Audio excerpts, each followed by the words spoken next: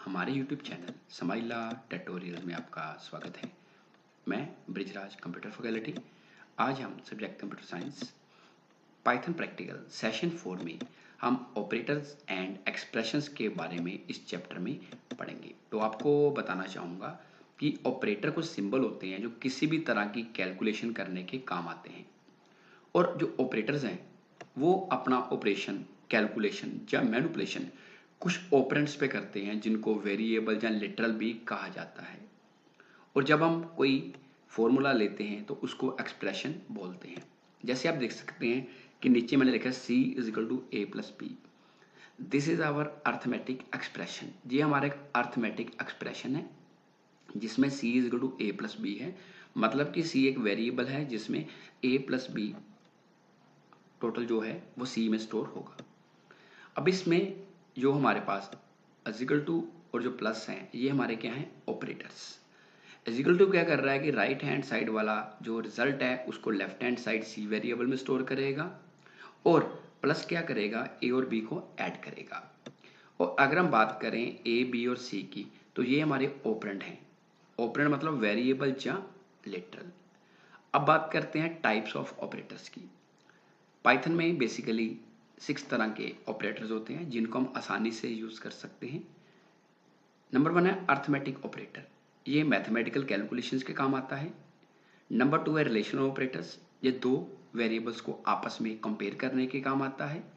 Third है logical operators, अगर दो या दो से ज़्यादा रिलेशनल एक्सप्रेशंस को इकट्ठा करना है तो उसके लिए लॉजिकल ऑपरेटर यूज़ होते हैं।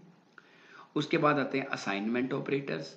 असाइनमेंट जैसे मैंने इक्वल टू यूज़ किया है, इसमें और ऑपरेटर्स भी होते हैं जिनके बारे में आगे पढ़ेंगे हम।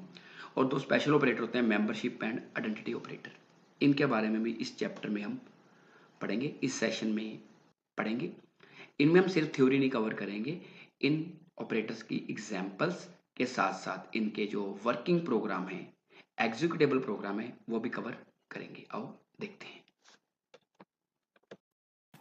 सबसे पहले बात करते हैं व्हाट आर ऑपरेटर्स और explain types of operators used in Python. तो ऑपरेटर्स की बात जब हम करते हैं तो ऑपरेटर क्या है? An operator is a symbol that is used to perform some operation on operands. की ऑपरेटर अपने आप में एक सिंबल होता है जो किसी भी तरह का ऑपरेशन या कैलकुलेशन करने के काम आता है। ऑपरेंड्स हम वेरिएबल्स को या कांस्टेंट या लिटरल को भी बोल सकते हैं। आगे बात करते हैं types of operators used in Python. Arithmetic operator, number 2 relational operator, number 3 logical operators, number 4 assignment operators, number 5 membership operators and number 6 identity operators. फिर आपको बताना चाहूँगा कि ऑपरेटर एक सिंबल होता है। जैसे हम लिखते हैं A = B+C, तो यहाँ पे ABC आपके ऑपरेंड हैं, प्लस और इक्वल टू जो है वो हमारे क्या हैं, ऑपरेटर्स। सबसे पहले बात करते हैं अर्थमेटिक ऑपरेटर्स की। Arithmetic operators are used to perform mathematical operations on numerical values. की अर्थमेटिक ऑपरेटर किसी भी तरह की मैथमेटिकल कैलकुलेशन करने के काम आते हैं। ये 7 तरह के होते हैं। कौन कौन से? Number 1 plus. प्लस का मतलब एडिशन, जैसे लिखा 2 + 2 4। नंबर 2 माइनस, जिसको बोलते हैं सब्ट्रैक्शन, जैसे 6 - 3 = 3। नंबर 3 स्टार, इसको बोलते हैं मल्टीप्लिकेशन, ये प्रोडक्ट करने के काम आता है, जैसे 4 × 2 8। 4 नंबर है स्लैश, इसको बोलते हैं रियल डिवीजन। रियल डिवीजन का मतलब होता है जिसमें आपका आंसर दो नंबर्स को डिवाइड करने के बाद पॉइंट के साथ आए। जैसे लिखा 10/3 कि 10/3, तो आंसर क्या है 3.3। 5 में डबल स्लैश, इसको बोलते हैं इंटीजर डिवीजन। इसमें क्या होता है कि जब हम किसी नंबर को डिवाइड करते हैं तो आपका आंसर बिना डेसिमल पॉइंट के आएगा। जैसे लिखा है 10/3, आंसर आया 3, टिप पॉइंट के बाद वैल्यू इसमें नहीं आएगी। नंबर 6 परसेंटेज, इसको बोलते हैं मॉडुलस। मॉडुलस ऑपरेटर रिमाइंडर निकालने के काम आता है। जैसे लिखा है 10%3, इसका मतलब आंसर कितना है 1। 1 कैसे आया? 10 को 3 से डिवाइड करो तो जब नीचे क्या बचेगा शेष, बाकी इन्हें बोलते हैं रिमाइंडर। आंसर कितना आया 1। 7 में है डबल स्टार, इसको बोलते हैं एक्सपोनेंट। एक्सपोनेंट मतलब कि पावर निकाल के काम आता है। जैसे लिखा 6*2, इसका मतलब है कि 6 का स्क्वायर, तो कितना आ गया 36। अब इसको एक प्रोग्राम की मदद से समझते हैं। मैंने ऊपर कमेंट लाइन में लिखा है program to use arithmetic operators. उसके बाद लिखा है A is equal to int input enter first number, जहाँ पे मैंने इनपुट फंक्शन में कास्टिंग कर दी है, क्योंकि आपको पहले भी बताया था लास्ट सेशन में कि जब हम किसी नंबर को इनपुट करवाते हैं बाय डिफॉल्ट स्ट्रिंग होता है, इसलिए उसकी कास्टिंग करनी पड़ती है आपको। सो बी में क्या किया, int input enter second number, कि दो नंबर्स को आपने रीड करवाना है एज ए वेरिएबल। उसके बाद प्रिंट फंक्शन सम, ये क्या कर रहा है, ए प्लस बी सब, फिर मैंने डबल कोट्स में लिखा जी मैसेज है जी हम ए माइनस बी कर रहे हैं, प्रोडक्ट दोनों को मल्टीप्लाई कर रहे हैं, डिव आपका निकाल रहा है डिवीजन, और फ्लोट डिवीजन जो आपको बताया था इंटीजर डिवीजन होती है, टी आंसर डेसिमल पॉइंट के बिना आता है, और ए परसेंटेज बी ये रिमाइंडर के लिए, और एक्सपोनेंशिएशन पावर निकालने के लिए। आप देख सकते हैं कि जो मैंने डबल कोट्स में लिखा है sum sub product div floor div remainder exponentiation, ये हमारे मैसेज है, लेकिन एक्चुअली काम क्या कौन कर रहा है, जो राइट साइड पे एक्सप्रेशन है, जैसे A plus B, A minus B, A star B, A slash B, A slash slash B, A percentage B, A star star B. अब इनकी आउटपुट क्या आएगी, इस प्रोग्राम को आपको मैं पाइथन प्रोग्राम के थ्रू समझाता हूँ। इस प्रोग्राम को पाइथन की विंडो में समझते हैं। इस प्रोग्राम को जब मैं रन करूँगा, रन मॉड्यूल पे आया, तो रन मॉड्यूल पे आके क्या होगा, हमारी जो विंडो है शेल विंडो ओपन हो जाएगी। ये हमारे से यहाँ पे क्या पूछ रहा है, हमारे से पूछ रहा है एंटर फर्स्ट नंबर, कि हमारा पहला नंबर कौन सा है। जैसे मैंने फर्स्ट नंबर भर दिया 5, सेकंड नंबर पूछा इसने, मैंने भर दिया मान लो 3। इसने क्या किया, सम कर दिया 8, 5 + 3 8, 5 + 3 2, 5 × 3 15, और डिवीजन किया 1.6, और आपको बताया था कि फ्लोट में डेसिमल पॉइंट के बाद 16 डिजिट्स आते हैं। फ्लोट डिवीजन में 1 आया क्योंकि डेसिमल पॉइंट के बाद वाली वैल्यू नहीं आएगी, रिमाइंडर 2 आया, और एक्सपोनेंशिएशन कितना आया 125, क्योंकि जब 5 की पावर 3 करेंगे तो एक्सपोनेंशियल हमारे सामने आ जाएगा। तो ये था आपका अर्थमेटिक ऑपरेटर विद प्रोग्राम। अब हम आगे चलते हैं। तो नेक्स्ट है हमारे पास रिलेशनल ऑपरेटर्स। रिलेशनल ऑपरेटर्स को कंपैरिजन ऑपरेटर्स भी बोलते हैं, क्योंकि they are used to compare two operands, कि जो दो वेरिएबल्स को कंपेयर करने के काम आता है। दे गिव्स आइदर ट्रू और फॉल्स रिजल्ट, इनका आंसर सही या गलत आएगा। हमारे पास 6 तरह के रिलेशनल ऑपरेटर्स होते हैं। पहला होता है लेस देन, जैसे 5 > 10, आंसर आया ट्रू, क्योंकि 5 10 से छोटा होता है। देन नेक्स्ट है less than is equal to, तो इसका मतलब है 5 < = 10, कि 5 जहाँ तो 10 से छोटा है, जो 10 के बराबर है, जो 10 से छोटा है, इसलिए आंसर आया ट्रू। थर्ड है ग्रेटर देन, तो ग्रेटर देन में क्या किया, 5 > 10, तो आंसर आया फॉल्स, को 5 10 से बड़ा नहीं होता। चौथा है greater than is equal to, तो 5 ग्रेटर देन इक्वल टू 10, ये भी फॉल्स है, क्योंकि 5 ना ही 10 से बड़ा होता है ना ही 10 के बराबर होता है। आगे डबल इक्वल टू, इसको बोलते हैं कंपैरिजन इज इक्वल टू, ये चेक करता है कि क्या दोनों वैल्यूज बराबर हैं या नहीं। लिखा मैंने 5 = 10, तो आंसर आ गया फॉल्स, क्योंकि 5 और 10 बराबर नहीं है। सिंगल इक्वल टू असाइनमेंट के लिए यूज होता है, और डबल इक्वल टू कंपैरिजन के लिए। लास्ट है नॉट इक्वल टू, लिखा 5 नॉट इक्वल टू 10, कि 5 10 के बराबर नहीं है, तो आंसर आ गया ट्रू। ये मैंने रिलेशनल ऑपरेटर का प्रोग्राम बनाया है। इसमें भी पिछली प्रोग्राम की तरह मैंने दो नंबर्स को इनपुट किया है, एंटर फर्स्ट नंबर फिर एंटर सेकंड नंबर। उसके बाद लिखा क्या, print a greater than b, क्या a b से बड़ा है। दूसरे वाले में a greater than equal to b, तीसरे वाले में a लेस देन b, चौथे वाले में a less than equal to b, पांचवें में a is equal to b compare कर रहा है, और लास्ट वाले में a not equal to b। अब हम इस प्रोग्राम को पाइथन की विंडो में जाके समझते हैं। ये मैंने पाइथन की विंडो में इस प्रोग्राम को ओपन किया, तो इसके अंदर हमारे पास दो नंबर पहले ये रीड करेगा, बाद में ग्रेटर देन है, greater than is equal to है, लेस देन इक्वल टू है, इक्वल टू है, नॉट इक्वल टू है। अब इस प्रोग्राम को हम रन करते हैं। जब इस प्रोग्राम को हम रन करेंगे तो हमारे पास विंडो में पूछेगा एंटर फर्स्ट नंबर, जैसे मैंने कर दिया 10, फिर पूछा सेकंड नंबर, मैंने कर दिया 3, तो आंसर क्या आया, आंसर आ गया हमारे पास a ग्रेटर देन b, कि 10 3 से बड़ा होता है, इसलिए आंसर ट्रू आया। दूसरे वाले में a ग्रेटर देन b, कि a जहाँ तो b के बराबर है या बड़ा है इसलिए 3 आया, टू 10 ग्रेटर देन 3। अब थर्ड है a less then b, a की वैल्यू 10 है, b की 3 है, 10 3 से छोटा नहीं होता इसलिए फॉल्स आ गया। थर्ड वाले में a less than equal to b, जब भी फॉल्स आ गया क्योंकि 10 9 3 के बराबर होता है, 9 छोटा होता है। और नेक्स्ट वाले में a is equal to b, a की वैल्यू 10 है, b की 3 है, सो 10 और 3 बराबर नहीं है इसलिए फॉल्स आ गया। और लास्ट वाले में a not equal to b, 10 और 3 बराबर नहीं है इसलिए आंसर आ गया ट्रू। अब हम समझते हैं लॉजिकल ऑपरेटर्स को। ये थोड़ा कॉम्प्लेक्स है as compare to relation operator, तो इसको ध्यान से समझना आपने, क्योंकि उसके अंदर हमारे पास ट्रुथ टेबल भी बनेंगे टॉपिक को अच्छी तरह समझने के लिए। Logical operators, logical operators are used to combine two or more relational expressions. अगर आप दो या दो से ज्यादा रिलेशनल एक्सप्रेशंस को इकट्ठा करना चाहते हो तो उसके लिए लॉजिकल ऑपरेटर यूज होंगे। तो तीन तरह के लॉजिकल ऑपरेटर्स होते हैं। पहला है एंड, इसको लॉजिकल एंड भी बोलते हैं। ये क्या होता है, this operator returns true result if both the operands are true. ये सही रिजल्ट तभी देगा अगर आपके दोनों एक्सप्रेशन ट्रू हैं।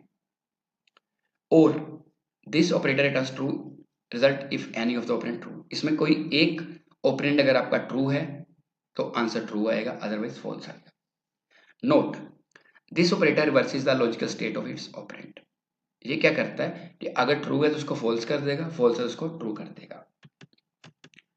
लॉजिकल ऑपरेटर, सबसे पहले हम बात करते हैं लॉजिकल एंड की, उसका ट्रुथ टेबल तैयार करते हैं। आपने मान के चलना है कि 0 का मतलब फॉल्स है और 1 का मतलब ट्रू है। सो लॉजिकल एंड में क्या होता है, याद रखना है 1T3F। ठीक, इसमें ट्रू कंडीशंस एक होती है, फॉल्स 3 होते हैं, और इसको हम मल्टीप्लाई समझ के चलते हैं। 0 इंटू 0 0, 0 इंटू 1 0, 1 इंटू 0 0, और 1 इंटू 1 1। सो ये आंसर क्या आ गया। इसमें ट्रू तभी होगा अगर दोनों एक्सप्रेशन आपके ट्रू हैं, अदरवाइज आंसर फॉल्स आएगा। सो आपने फॉल्स को 0 मानना है और ट्रू को 1।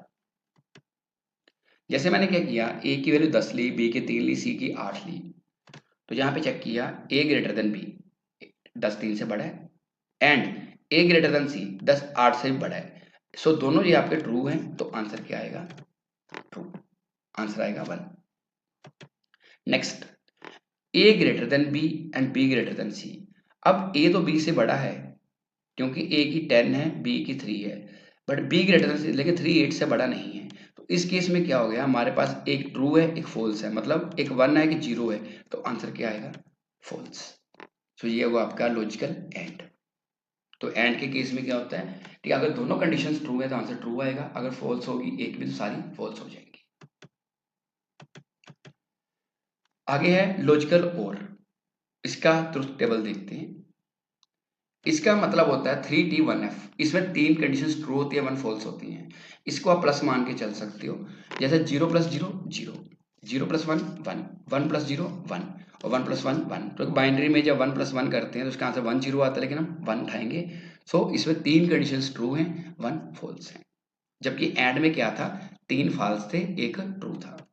इसको एक एग्जाम्पल से समझते हैं। a की वैल्यू 10 है, b की 3 है, c की 8 है। यहाँ लिखा है a ग्रेटर देन b, 10 3 से बड़ा है, a ग्रेटर देन c, मतलब दोनों कंडीशंस ट्रू हैं तो आंसर आ गया true. Next, a greater than b, मतलब 10 3 से बड़ा है, और b greater than c, 3 greater than 8। अब 3 8 से बड़ा नहीं है। सो और के केस में क्या होगा, एक तो कंडीशन हमारी ट्रू है और दूसरी फॉल्स है, सो आंसर क्या आएगा, 1। ये उसी टाइम फॉल्स होगा अगर दोनों कंडीशन आपकी गलत होंगी। नेक्स्ट है लॉजिकल नोट। तो लॉजिकल नोट में क्या होता है, जैसे मैंने 0 लिया, नोट क्या करेगा, उसका रिवर्स कर देगा। 0 का इसने 1 कर दिया, 1 का 0 कर दिया, मतलब कि अगर हमारे पास आंसर ट्रू है तो ये फॉल्स कर देगा, फॉल्स है तो ट्रू कर देगा। जैसे सेम मैंने a की वैल्यू 10, b की 3, c की 8 ली। यहाँ पे लिखा a greater than b and a greater than c। 10 3 से बड़ा है, 10 8 से बड़ा है, आंसर तो आएगा ट्रू, लेकिन बाहर नोट लगा दिया है तो ये आंसर को क्या कर देगा, false. Next, second not, a greater than b and b greater than c। a b से बड़ा है और b c से बड़ा है, मतलब इसमें पहली कंडीशन ट्रू है, दूसरी फॉल्स है, सो आंसर आ रहा फॉल्स, लेकिन नोट ने इसको क्या कर देना है, ट्रू। सो नोट ऑपरेटर क्या करेगा, ट्रू का फॉल्स कर देगा और फॉल्स का ट्रू कर देगा। इसका प्रोग्राम देखिए, इसमें मैंने 3 नंबर इनपुट कराए हैं, ए बी और C. Enter first number, enter second number, enter third number. पहले वाले में क्या लिखा, A greater than B and A greater than C. दूसरे वाले में B greater than A and B greater than C. तीसरे वाले में ए ग्रेटर देन बी और ए ग्रेटर देन सी, और लास्ट वाले में A greater than B and A greater than C, बार क्या लगा दिया, नोट। इस सेम प्रोग्राम को पाइथन की विंडो में जाके समझते हैं। तो बताया आपको कि 3 वेरिएबल लिए हमने ए बी सी, उनको बाद में हमने इंप्लीमेंट करना है रिलेशनल ऑपरेटर्स के साथ। इस प्रोग्राम को मैं रन करता हूं। जैसे ही मैं इस प्रोग्राम को रन करूंगा तो हमारे पास पूछेगा सबसे पहले कि एंटर फर्स्ट नंबर, कि आपका फर्स्ट नंबर कौन सा है। मैंने फर्स्ट नंबर कर दिया मान लो 10। सेकंड नंबर कौन सा है, मान लो मैंने कर दिया 5। थर्ड नंबर क्या है, मैंने कर दिया मान लो 7। अब देखिए यहाँ पे A greater than B and A greater than C. अब ए की वैल्यू 10 है, बी की 5 है, 10 5 से बड़ा है, और सी 7 है और 10 7 से बड़ा है, इसलिए आंसर क्या है, ट्रू। उसके बाद मैंने क्या किया, नेक्स्ट ऑपरेशन लगाया था B greater than A and B greater than C. अब बी की वैल्यू हमारे पास 5 है, ए की 10 है, सी की 7 है।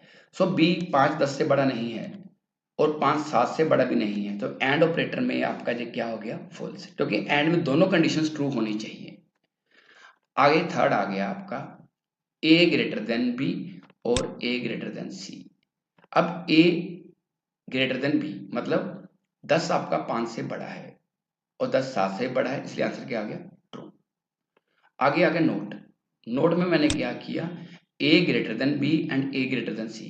10 5 से भी बड़ा है, 10 7 से भी बड़ा है, लेकिन बाहर हमने क्या लगा दिया, नोट, जिसके कारण ये क्या बन जाएगा, फॉल्स। तो ये थे आपके अर्थमेटिक, रिलेशनल और लॉजिकल ऑपरेटर। आगे हम देखते हैं। नंबर 4 है assignment operators. So, assignment operators are used for assigning or changing the value of a variable. अगर आप किसी वेरिएबल को वैल्यू असाइन करना चाहते हैं, जब उसकी वैल्यू को चेंज करना चाहते हैं, तो उसके लिए असाइनमेंट ऑपरेटर यूज होता है। The equal to symbol use for this purpose, इसमें इक्वल टू सिंबल यूज होगा। Equal to symbol is use to assign the value of a right hand side expression to the left hand side variable. कि equal to operator से हम क्या कर सकते हैं, जो राइट हैंड साइड पे हमारे पास कोई एक्सप्रेशन है या वैल्यू है, वो लेफ्ट हैंड साइड वेरिएबल को असाइन हो जाएगा। कैसे, एक एग्जांपल के थ्रू समझते हैं। जैसे एग्जांपल 1 मैंने लिया a इज इक्वल टू 5, तो इसका आंसर होगा कि हमारे पास a की वैल्यू क्या आ जाएगी, 5। So here a is a variable, a हमारे पास वेरिएबल है और इसकी वैल्यू क्या है, 5। This is our assignment. इसमें क्या हो रहा है कि राइट साइड पे हमारे पास 5 पड़ा है, लेफ्ट साइड पे a वेरिएबल है, इज इक्वल टू हमने क्या किया, 5 को लेफ्ट हैंड साइड वेरिएबल को वैल्यू असाइन कर दी। सो अब a की वैल्यू क्या होगी, 5। एक और एक्सप्रेशन देखते हैं। जैसे लिखा मैंने a इज इक्वल टू 5 और b इज इक्वल टू 10। अब नीचे मैंने कर दिया a is equal to b। अब इसका आंसर क्या होगा, अब a में क्या होगा, b की वैल्यू आ जाएगी, तो b की वैल्यू क्या है हमारे पास, 10। सो here the value of variable b will be stored in the variable a. so अब a की वैल्यू क्या हो जाएगी, 10, जो a की अपनी 5 वैल्यू को खत्म हो जाएगी और b की वैल्यू आ जाएगी, कि हमने लिखा है a is equal to b। So अब a की वैल्यू हो जाएगी 10। एक एग्जांपल और देखते हैं। जैसे लिखा मैंने a is equal to b is equal to 10। ये जो असाइनमेंट है इसको मल्टीपल असाइनमेंट बोलते हैं। जैसे हमने C++ करी है, उसमें ये चीज़ पॉसिबल नहीं है, ये पाइथन में ही पॉसिबल है। अब इसमें क्या होगा, a और b दोनों की वैल्यू क्या हो जाएगी, 10, कि हम सिंगल स्टेटमेंट में दोनों को बराबर वैल्यू भी असाइन कर सकते हैं। इसको बोलते हैं मल्टीपल असाइनमेंट। एक एग्जाम्पल और देखते हैं। जैसे लिखा मैंने a, b, c is equal to 5 8 10। इसको बोलते हैं पैरेलल असाइनमेंट। ये भी पाइथन में ही पॉसिबल है, C++ में पॉसिबल नहीं है। अब इसमें क्या होगा, a, b और c, a को कॉरस्पॉन्डिंगली पहली वैल्यू 5 मिल जाएगी, b को 8 और c को 10। अब इस चीज को एक प्रोग्राम के थ्रू समझते हैं। जैसे मैंने लिखा, प्रोग्राम कमेंट दिया, program to use assignment operators. यहाँ पे a को वैल्यू दी मैंने 10, b को दी 5। तो सबसे पहले अगर हम बात करें तो यहाँ पे मैंने क्या लिखा है, यहाँ पे लिखा है a की वैल्यू प्रिंट करनी है। जो डबल कोट्स में a लिखा है, दिस इज मैसेज और कॉमा a, ये जो a बाद में आ रहा है ये वैल्यू शो करेगा। जब इसको हम डिस्प्ले करेंगे तो हमारे पास a की वैल्यू क्या हो जाएगी 10, क्योंकि हम a की वैल्यू को डिस्प्ले कर रहे हैं। अब उसके बाद नीचे मैंने क्या किया, जहां पे किया a is equal to b, तो a की वैल्यू b है, तो b में क्या पड़ा 5। सो अब a की वैल्यू हो जाएगी 5। सो जब a को डिस्प्ले करेंगे तो इसके पास हमारे पास आंसर क्या आ जाएगा 5। अब यहाँ पे मैंने क्या लिखा, मल्टीपल असाइनमेंट में c is equal to d is equal to 8। c और d दोनों की वैल्यू 8 है। This is multiple assignment. Now अगर हम c को डिस्प्ले करें तो क्या आंसर आएगा, c को डिस्प्ले करेंगे तो आंसर आएगा 8। इसी तरह अगर d को डिस्प्ले करेंगे तो तब भी हमारे पास आंसर क्या आएगा 8। उसके बाद नीचे हमारे पास पैरेलल असाइनमेंट है। मैंने यहाँ क्या किया, e, f, g is equal to 2, 7, 10।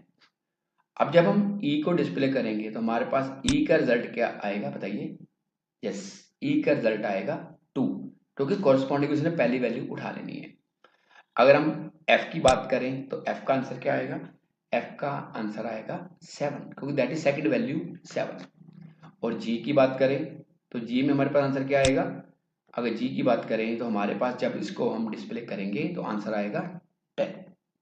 सो जी आपकी होगी असाइनमेंट ऑपरेटर, जिसमें हमने अलग अलग तरह की असाइनमेंट करके देखी है, इक्वल टू के साथ भी, मल्टीपल भी और पैरेलल भी। अब सेम प्रोग्राम को पाइथन में रन करके देखते हैं कि क्या ये प्रोग्राम रन होता है या नहीं होता। सो इस प्रोग्राम को मैंने पाइथन विंडो में रन कर लिया, सेम प्रोग्राम को जो वैल्यू हमने निकाली है अब उनको प्रूव करते हैं। जैसे a की वैल्यू 10 ली थी, b की 5, पहले प्रिंट a करेंगे, फिर a is equal to b किया है, फिर a प्रिंट करेंगे। आगे मल्टीपल असाइनमेंट है, यहाँ पे c और d की वैल्यू डिस्प्ले करेंगे। आगे e f g हमारे पास पैरेलल असाइनमेंट है, इसमें e f g की वैल्यू डिस्प्ले करेंगे। सो जब हमने पाइथन का प्रोग्राम रन करना होता है तो उसके लिए रन पे जाके हम रन मॉड्यूल पे क्लिक करते हैं, या F5 की प्रेस कर सकते हैं। जैसे मैं रन मॉड्यूल पे क्लिक करूंगा आप देख सकते हैं कि a की वैल्यू हमारे पास क्या आ गई 10, जैसे पीछे समझाया था। फिर a5, c8, d8, e2, f7 और g10। अब देख सकते हैं कि जो रिजल्ट हमने निकाले थे वो सेम रिजल्ट हमारे पास यहाँ पे भी डिस्प्ले हो रहे हैं। अब असाइनमेंट ऑपरेटर जो होते हैं इनकी कुछ टाइप्स होती हैं। There are 7 types of assignment operators, कि हमारे पास 7 तरह के असाइनमेंट ऑपरेटर्स होते हैं। ये कौन कौन से हैं? पहले है प्लस इज इक्वल टू। इसका मतलब है, प्लस इज इक्वल टू का मतलब है एडिशन असाइनमेंट। इसमें क्या होगा, राइट वाली वैल्यू लेफ्ट वाले में ऐड होगी। तो इसका मतलब होगा जैसे लिखा a इज इक्वल टू 10, तो मैंने यहाँ लिखा a plus is equal to 5, तो इसका मतलब होगा कि a में 5 ऐड हो जाएंगे and it is equal to a is equal to a plus 5। So a की वैल्यू 10 है, मैंने लिखा a plus is equal to 5, तो 10 में 5 ऐड हो क्या बन गया 15। इसी तरह माइनस इज इक्वल टू, इसको बोलते हैं सब्ट्रैक्शन असाइनमेंट। सो सब्ट्रैक्शन असाइनमेंट में क्या होगा, मैंने b की वैल्यू 15 ली, यानी कि b minus is equal to 5, तो इसका मतलब है कि 15 में से 5 माइनस हो गया, आंसर क्या आ गया 10। इसमें होता है कि राइट वाली वैल्यू लेफ्ट वाले के साथ मैनिपुलेट होती है। आगे है स्टार इज इक्वल टू, इसको बोलते हैं मल्टीप्लीकेशन असाइनमेंट। यहाँ लिया c इज इक्वल टू 5, तो यहाँ लिखा c into is equal to 4, तो मतलब कि लेफ्ट में हमारे पास क्या पड़ा 5 और राइट पे क्या है 4, तो ये हो गया 5 into 4 20। Next division assignment slash is equal to, इसका मतलब ये है कि राइट वाली वैल्यू लेफ्ट वाले के साथ डिवाइड होगी। जैसे लिखा है d इज इक्वल टू 10, अब d की वैल्यू मेरे पास 10 है, तो मैंने लिखा d slash is equal to 3, तो 10 को 3 से डिवाइड करके क्या आंसर आएगा 3.3। लेकिन जब आप इसको पाइथन में रन करेंगे तो आंसर आएगा 3.33 अप टू 16 डिजिट्स, क्योंकि पाइथन में जब हम डिवीजन करते हैं तो डेसिमल के बाद 16 डिजिट्स आते हैं। नेक्स्ट है परसेंटेज इज इक्वल टू, इसको बोलते हैं रिमाइंडर असाइनमेंट, और परसेंटेज को मॉडुलस ऑपरेटर भी बोलते हैं। जैसे लिखा e इज इक्वल टू 10, अब e की वैल्यू 10 है, तो यहाँ मैंने लिखा e percentage is equal to 3। अब इसका मतलब है कि e की वैल्यू 10 है, 10 को 3 से डिवाइड करेंगे और देखना है रिमाइंडर क्या बचता है। रिमाइंडर बचेगा 1, क्यों, तो 3 इंटू 3 9, तो नीचे का बचा 1। आगे double slash is equal to, इसको बोलते हैं फ्लोर डिवीजन असाइनमेंट, कि इसमें जब डिवीजन करेंगे तो हमारे पास जो आंसर है वो आएगा इंटीजर में, मतलब डेसिमल पॉइंट के बाद वाली वैल्यू नहीं आएगी। सो f की वैल्यू मैंने क्या ली 10, अब लिखा f slash slash is equal to 3। So 10 को 3 से डिवाइड किया तो 3 आएगा, क्योंकि इसमें डेसिमल पॉइंट वाला पोर्शन या फ्रैक्शन वाला पार्ट नहीं आएगा। आगे लिखा है star star is equal to, इसको बोलते हैं एक्सपोनेंट असाइनमेंट। यहाँ लिखा मैंने g इज इक्वल टू 2, तो लिखा है g star star is equal to 2, इसका मतलब होगा कि 2 इंटू 2 या 2 का स्क्वायर, तो आंसर क्या आ गया 4। अब इस प्रोग्राम को एक एग्जाम्पल की मदद से समझते हैं। जैसे मैंने लिखा a is equal to 5, b 10, c 8, d 10, e 10, f 2, g 10। तो सबसे पहले यहाँ पे मैंने क्या लिखा है, सबसे पहले लिखा है a plus is equal to 5। आप देख सकते हैं a प्लस इक्वल टू 5, तो जब a की वैल्यू डिस्प्ले करेंगे तो हमारा आंसर क्या आएगा, क्योंकि a की वैल्यू क्या है 5, तो 5 में 5 और ऐड कर दिए तो आंसर क्या आ गया 10। अब आगे लिखा है b minus is equal to 6। So जब इस लाइन को प्रिंट करेंगे तो b की वैल्यू क्या आएगी, b में से 6 माइनस कर रहे हैं, जबकि b की वैल्यू हमारे पास वैल्यू है 10, सो 10 में से 6 माइनस करेंगे तो आंसर क्या आ गया 4। अब आगे c star is equal to 5, तो c को 5 के साथ मल्टीप्लाई करना है, तो c की वैल्यू हमारे पास क्या है, c की वैल्यू है 8 और इधर क्या दिया हमने 5, तो 8 गुणा 5 40। उसके बाद मैंने लिखा d slash is equal to 3। अब d की वैल्यू क्या है 10, इसका मतलब है d को 3 से डिवाइड करेंगे, d को 3 से डिवाइड करेंगे तो जब d की वैल्यू डिस्प्ले करेंगे तो हमारे पास आंसर आएगा 3.3। देखिए पाइथन में रन करेंगे तो 3.33 अप टू 16 डिजिट तक जा सकता है ये। आगे e percentage is equal to 4, कि e को 4 से डिवाइड करके रिमाइंडर निकालना है, तो e की वैल्यू है 10, जब 10 को 4 से डिवाइड करेंगे तो रिमाइंडर आएगा 2, तो 4 इंटू 2 8 और नीचे क्या बचा रिमाइंडर 2। आगे लिखा है f स्टार स्टार 3, इसका मतलब है f की वैल्यू क्या है 2, तो इसका मतलब ये हो गया कि 2 का क्यूब, तो 2 का क्यूब होगा 8, 2 इंटू 2 इंटू 2 8। आगे g slash slash is equal to 3, अब हम फ्लोट डिवीजन करेंगे, जिसमें क्या करेंगे g को डिवाइड करेंगे 3 से, तो g हमारे पास है 10, तो आंसर आएगा 3, क्योंकि फ्लोट डिवीजन में क्या होता है कि हमारे पास जो आंसर है वो विदाउट डेसिमल पॉइंट आता है। अब सेम प्रोग्राम को हम पाइथन में रन करते हैं।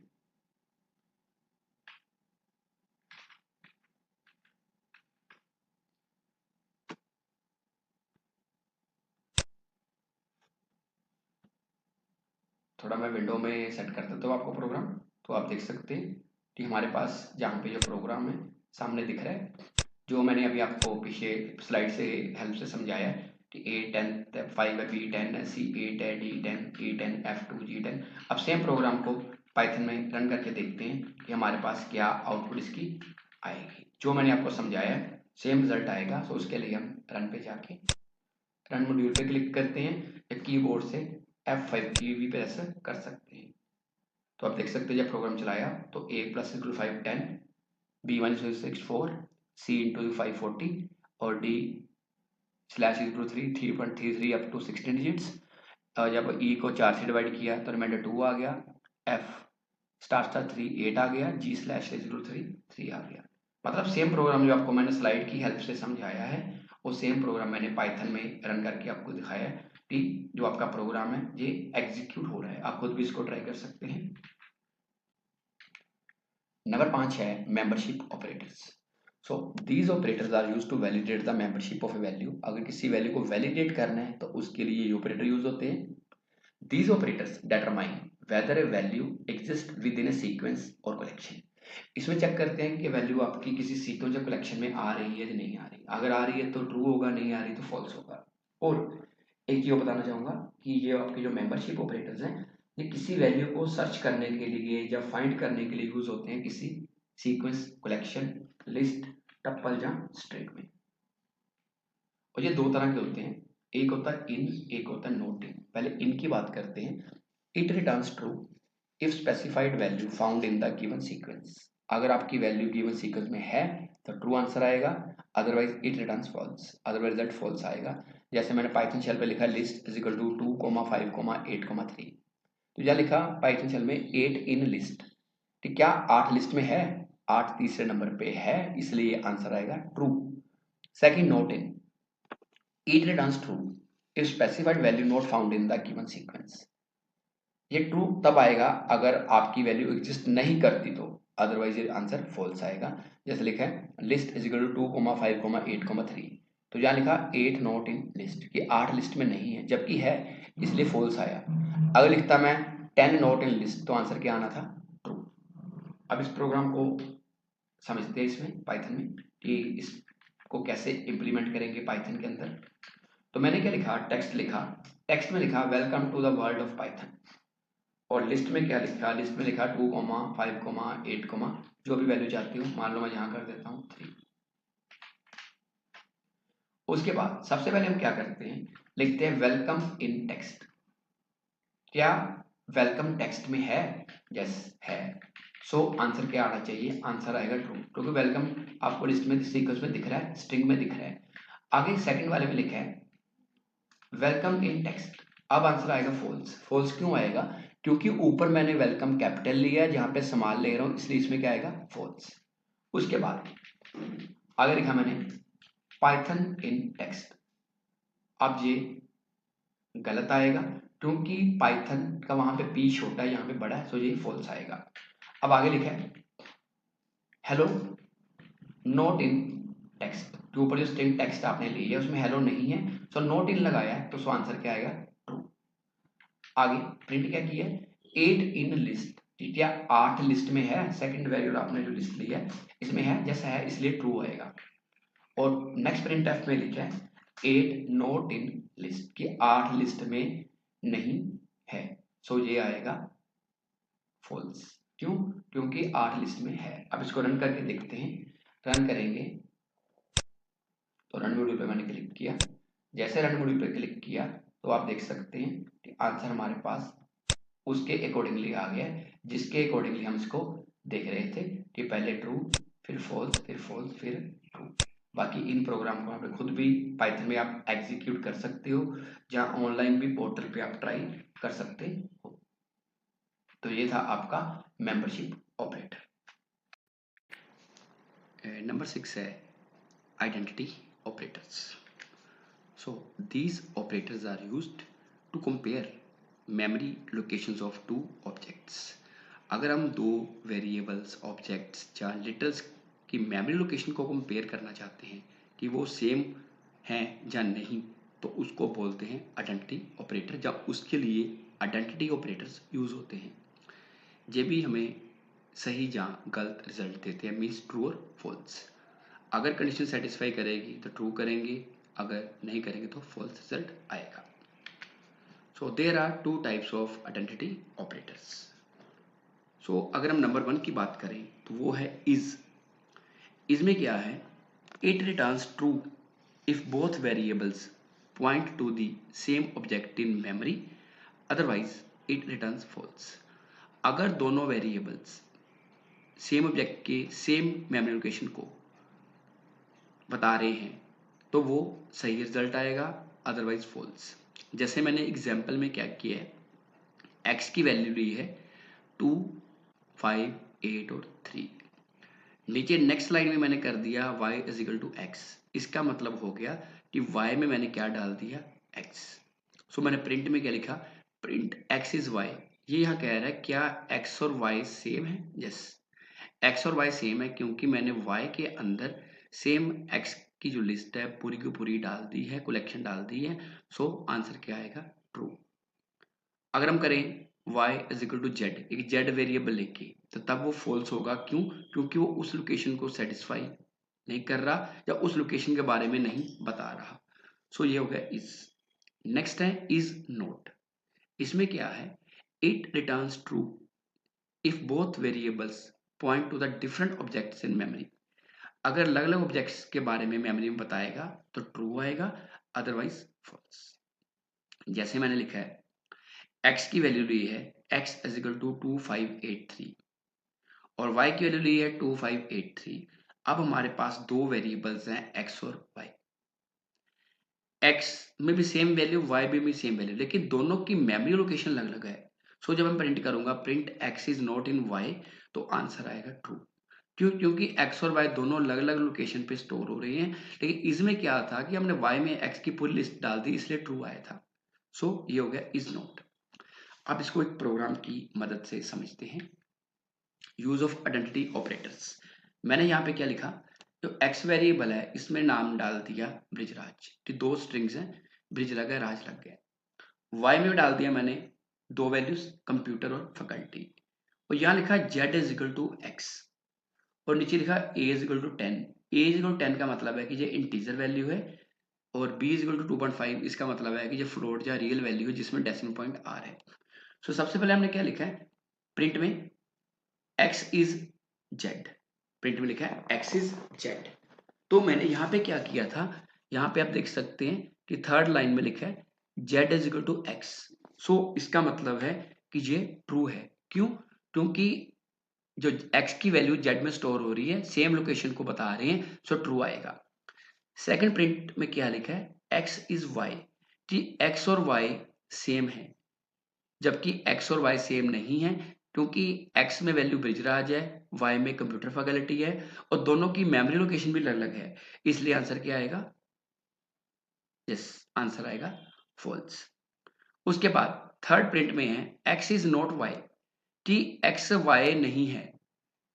सो x की वैल्यू ब्रिजराज है, y की वैल्यू कंप्यूटर फैकल्टी है। सो ये कंडीशन सेटिस्फाई नहीं हो रही, आपको बताया था कि इस नोट में अगर अलग अलग लोकेशन पे डाटा पड़ा है तो आंसर आएगा ट्रू। अब आगे नीचे नेक्स्ट प्रिंट में लिखा है टाइप ए इज इंट, ए की वैल्यू क्या है 10, तो 10 एक इंटीजर वैल्यू है, जहां पे चेक कर रहे हैं कि क्या 10 इंट है, इसलिए आंसर आएगा ट्रू, क्योंकि जो 10 है वो किसकी वैल्यू है ए की। तो हम ए को चेक कर रहे हैं तो टाइप ऑपरेटर जी चेक करता है कि क्या वैल्यू उस डाटा टाइप की है जिसके बारे में पूछ रहे हैं, सो इंट आएगा, तो आंसर हो गया ट्रू। आगे type A is not int, नीचे बोल रहा है कि जो टाइप ए है वो इंट नहीं है, तो ये फॉल्स आएगा। क्यों? क्योंकि वो इंट है, इंट मतलब जिसमें डेसिमल पॉइंट नहीं आता। आगे सेकंड लास्ट प्रिंट है print type B is float, कि क्या बी की टाइप फ्लोट है, बी 2.5 है और फ्लोट में क्या होता है हमारे पास फ्रैक्शनल पार्ट आता है, सो ये बिल्कुल सही है। लास्ट प्रिंट में है print type B is not float, ये बोल रहा है कि बी फ्लोट नहीं है, तो से ये आएगा फॉल्स। अब इस प्रोग्राम को मैं पाइथन में आपको रन करके बताता हूँ, ये तो आपको स्लाइड में बताया है। सेम प्रोग्राम को मैंने पाइथन विंडो में ओपन कर लिया। अब इसको रन कैसे करते हैं, रन करने के लिए हम क्या करेंगे, रन मॉड्यूल पे जाएंगे, रन मेन्यू पे क्लिक करके तो चेक करते हैं कि क्या हमारा ये प्रोग्राम एग्जीक्यूट होता है या नहीं होता। तो आप देख सकते हैं कि आंसर क्या आ गया, true false true true false true false, जो मैं आपको स्लाइड में पीछे समझा के आया था। तो हम कह सकते हैं कि हमारा ये प्रोग्राम है ये एग्जीक्यूट हो सकता है। जितने भी प्रोग्राम आपको मैंने इस सेशन में करवाए हैं ऑपरेटर्स वाले, आप खुद इसको ट्राई करके देख सकते हैं। और अगर आपको कोई प्रॉब्लम आती है तो आप मेरे से कमेंट सेक्शन में पूछ सकते हैं, या अपने कंप्यूटर अध्यापक की मदद ले सकते हैं। धन्यवाद।